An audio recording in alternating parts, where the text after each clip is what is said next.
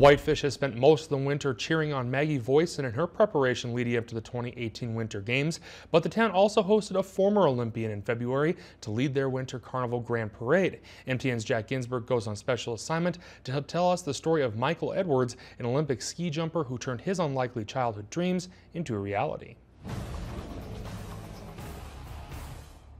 Michael Edwards was born in Cheltenham, England in 1963.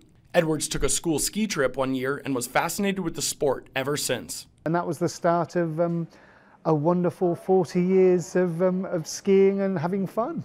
Edwards moved to Lake Placid and began to pursue the sport there, racing in slalom and GS internationally. When he wasn't skiing, he was working for money or food to fuel his ski racing dreams. Cut grass in the summer, shovel snow, wait tables, bit of washing up, scrubbing floors, all that kind of thing. And I scraped food out of bins, I slept in the car, I slept in cow sheds, I did all kinds of things just so that I could stay out there and carry on my skiing and then eventually my ski jumping.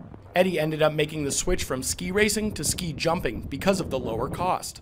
He trained hard for months, leading up to what he says is one of his proudest life moments. And started jumping in France and Germany and Austria and Switzerland and Norway and Finland.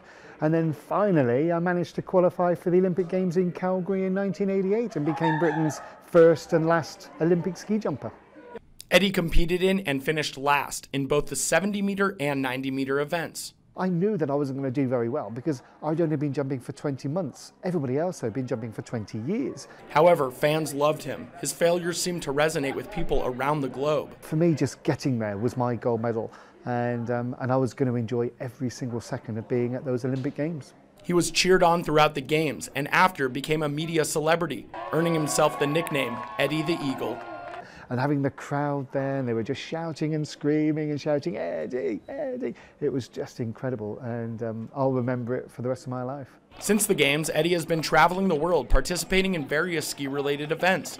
This winter, he came to Whitefish to be the Grand Marshal of the 59th Annual Winter Carnival. Eddie spent the entire week here signing autographs, getting to know the community, and even speaking to high schoolers. Just his overall story of not being very good and then coming up to go to the Olympics for the Great Britain team was an amazing story. So it wasn't just photo opportunities, talking to students, signing autographs, and marching down Central Avenue as the most important person in the parade.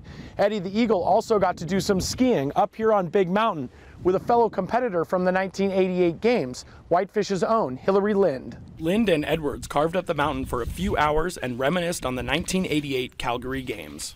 We had the guy, Baxter, who came second or something, and then Eddie ended the week by rolling through the streets of Whitefish on one of the city's biggest days, again hearing the people and fans calling his name.